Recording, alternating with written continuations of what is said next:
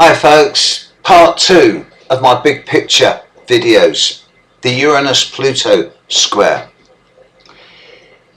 Uranus in Capricorn, Pluto in Capricorn, as I would have said on my last video, is about the potential for regeneration, rebirthing and the transformation of society at large, the structures of society, theological, economical, political, environmental, all being transformed either willingly or kicking and screaming, as Pluto's march through Capricorn symbolises this change.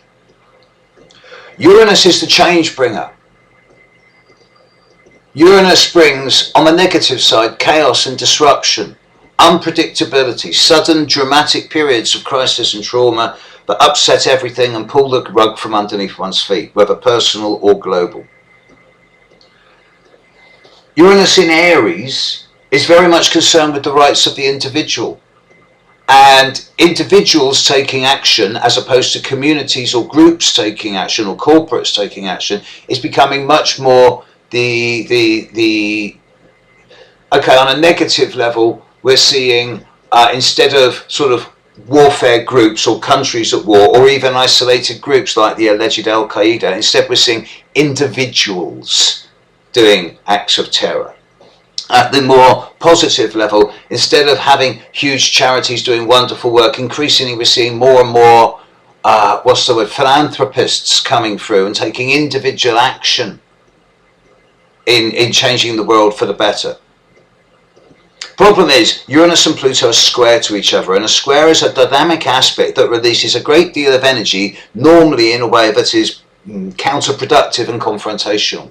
It's two energies going at each other in a way that brings nothing in common. Aries is all about me. Pluto is all about the government and the world governance. Sorry, Capricorn is all about the world governance.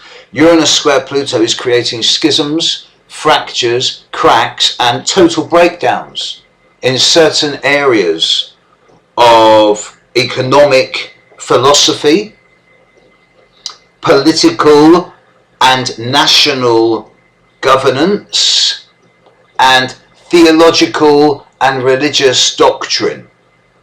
In all of these areas, it seems that at this time there are far more options developing than have ever previously been available. And the only realistic option for the long-term future to emerge from this will be the need for a much greater across-the-board consensus, whether that be in terms of individual countries or global. Uranus rules the higher, newer, more developing, futuristic side of life. It brings stimulus, excitement, innovation, initiation. And in Aries, it's very much around new developments and new futures and new beginnings. So the technological revolution that just in this last couple of 3 or 4 years has empowered things like this to be available, what I'm doing now, is gathering pace. And it's versus the old, disciplined, focused, concentrated structures of the past with the attitude, well, it's tradition and it's always worked, so let's not change. That's the Capricorn side. And the Aries side is going, want to bet? So as this aspect continues, it's happened once before this century, as I've mentioned a number of times, over the period of 1927 to 1934. The only difference between now and then is that whilst the social and economic breakdown and the rise of the right wing at that time is being replicated in many ways now, the big difference now is that now everyone can talk to everyone else. There's a much broader communication and a much larger sense of global education available, courtesy of the web. The Uranus-Pluto square is going to continue creating this behind the scenes constant degree of angst, of fear, of trepidation, not anticipation, trepidation, that many people are experiencing. Is particularly affecting those people born at the very end of March and September, early October, and the end of June and the end of December this year.